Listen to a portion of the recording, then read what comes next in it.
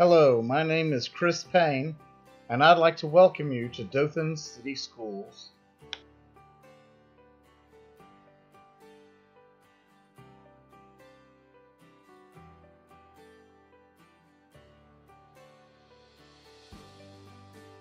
I would like to introduce our Dothan City Schools Board of Education.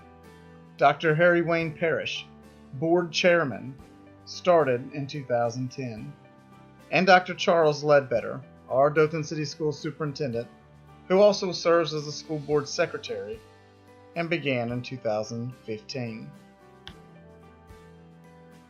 And now our District Board members: Brenda Guilford, District 1, Franklin Jones, District 2, and Susan Vierkant, District 3. Jimmy Addison represents District 4, Ben Armstrong, District 5, and Chris Maddox, District 6. All of the Dothan City School Board members are elected to a 4-year term.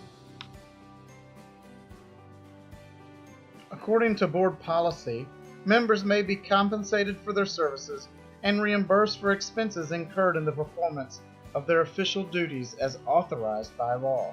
All board members receive a monthly stipend of $300 a month, except for the chairman, who receives $600 per month. All school board members must meet the following requirements in order to be elected. They must be minimum of 21 years of age or older, live in the district of which they are elected, and have no prior criminal convictions.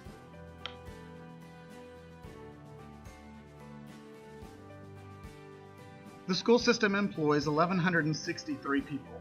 675 are certified personnel, with 488 support staff. The starting teacher's salary for Dothan City School employees is $36,867. The average pay for teachers is $43,995. We have 9,282 students in the school system. 6,276 receive free or reduced lunch, which is 67.62% of the students. We have 17 schools. 11 are elementary, 4 are middle, and 2 are high school. Of our 17 schools, 13 are considered Title I schools. Now let's take a closer look at a couple of our schools. Montana Street Magnet School has a free and reduced population of 27.74%. On the other end, Payne Elementary has a free and reduced population of 99.49%. There's only 2 students at Payne Elementary that don't meet the free and reduced lunch status. Montana Street has the lowest percentage of free and reduced lunch students in our school system. However, it's not fair to compare them against Payne because they're not affected by neighborhood zoning. So let's compare Highlands Elementary with a free and reduced population of 38.7% with Payne Elementary School. The neighborhood demographics for these 2 schools is dramatically different. On average, a household income in the Highlands School District is $61,000. The average house is $140,000. Unemployment is at 4%, and only 3% live below the poverty line, with an 84.4% population that is white. On the flip side, the average household income in the Payne School District is $22,000 a year. An average house costs $69,000. Unemployment rate is at almost 15%. And 23% live below the poverty line, and the population is 92.8% black.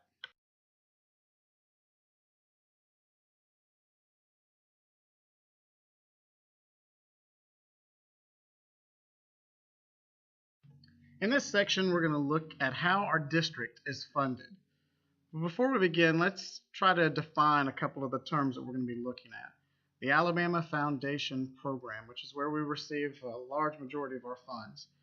What is it? It is to provide an equitable, basic funding stream for public K-12 schools throughout the state of Alabama. The equity for each school system comes through a mandated 10 mil equivalence in local property tax. So what does the foundation program fund? Well, it funds teachers, which are called units, support units such as principals and assistant principals, operations money, and other basic support for your school, such as textbooks and technology and so on. So the big question is, how much does your school get from the foundation program?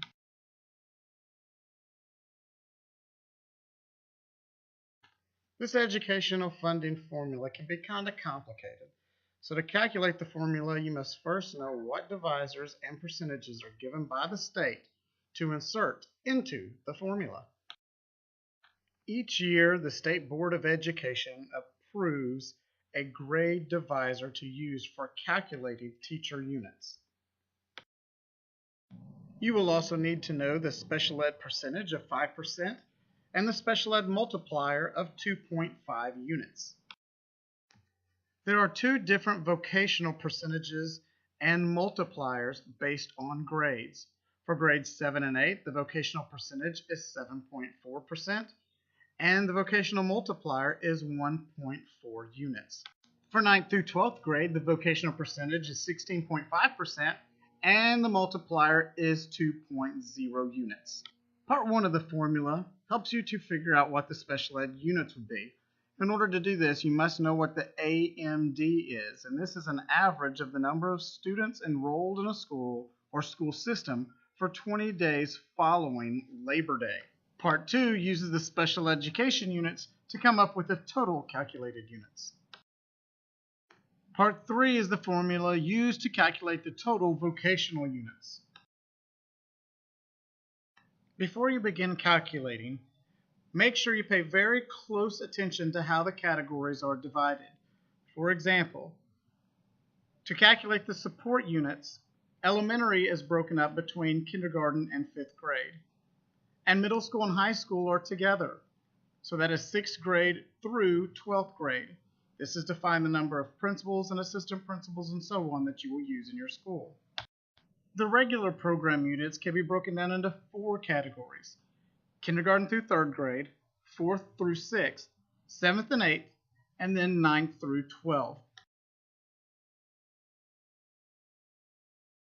To find your total number of units, you need to use your AMD totals for that year, which is the average daily attendance. This sheet right here is from the Alabama State Department of Education from year 2015 and 2016. It is broken up by the school system and by each individual school within the school system. You will need these totals to move forward. To find out how many instructional support units you receive, take your AMD totals from K through 5th grade and apply them to this chart. Also take your AMD totals for 6th through 12th grade, and it will also tell you how many units you receive in those grades. To make this calculation a little easier for myself, I developed an education unit calculator in Excel. All you need to do is type in the AMD in the green section and the current divisor, depending on which grade category you're looking at, and it will automatically calculate the total number of units. To fill out this part of my calculator, I take the AMD totals from the State Department of Education for fiscal year 2015 and 2016. Upon entering this information into the calculator, it will give me the total number of units for K through 3, 4 through 6, 7 through 8, 9 through 12, and then the AMD totals as well. These are the AMD totals for Dothan City Schools, and on the right you see the AMD instructional support standards and support units, and down along the bottom on the right hand side you see the total number of units for each category. On this page of the calculator, you can see at the top where I entered in the AMD totals for K through 3, which resulted in 206 total units. You also see the vocational units for 7th through 8th and 9 through 12th.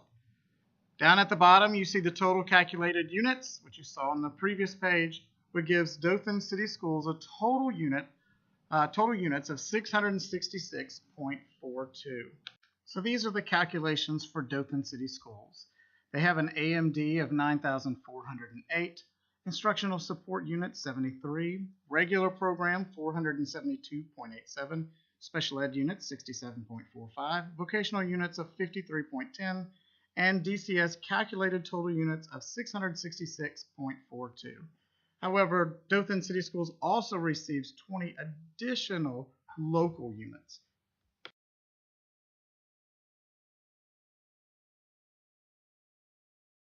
Now that we have looked at how our state funds our schools, let's see what local revenue is generated for our school system. This is the 10 mil match, which in Dothan City Schools revolves around property value, or at least it does this year. So how do you get your 10 mil match? You look at the appraised property value times the residential rate, and that equals the assessed value. And you take that value times the millage rate, and that equals the taxable amount. When we look at the city and county millage rate, there are a lot of things that are added together. Your total state millage, your county, your school district, and the municipality. And for Dothan City Schools, it is 40 mills, or for the city of Dothan is 40 mills. According to the State Department of Education, fiscal year 2016 Foundation Program's final report, Dothan City Schools received $8,084,560 from its 10 mil property tax. To find out how much money your school system will receive from the state, you take the total foundation program funds and you subtract the foundation programs, or 10 mils, from your local funds, and that gives you the amount of money from the foundation program in the Educational Trust Fund. For Dothan City Schools, they received $42,980,642.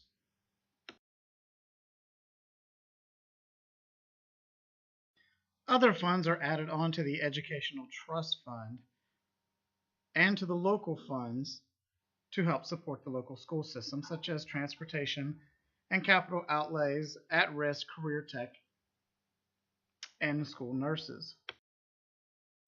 Dothan City Schools received $2,161,216 in capital outlay money from the state of Alabama.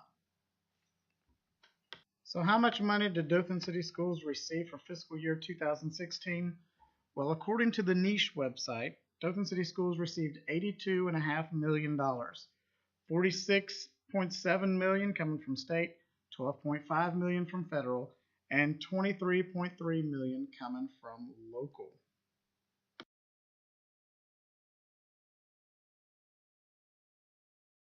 After interviewing several administrative personnel within Dothan City Schools, there are two main policy issues that they feel need to be addressed. One is the lack of funding for our four non-Title I schools. They are falling well behind the Title I schools in technologies and programs simply because they just don't have the money. Schools that upgrade their technology can't give their old technology to another school if they're not Title I. So our schools are sitting on equipment with no way of sharing it with schools that are in need. There is not enough money to fund non-Title I schools' requests for upgrades in technology. Another main area of concern is what some administrators call a technology disease. They are referring to our iPad integration as a disorder similar to ADHD. They say iPads in the hands of children is causing a system-wide negative effect on test scores. Instead of increasing grades, schools are finding that their ACT scores and overall grades are dropping. The biggest reason is for the lack of digital citizenship education. The iPads were rolled out system-wide, and the schools were required to use them in class. However, there was no meaningful program to teach students how to use this technology responsibly, resulting in students misusing iPads and distracting them from meaningful education. I hope you found this information helpful. My name is Chris Payne, and I thank you for your time. I hope you found this information helpful. My name is Chris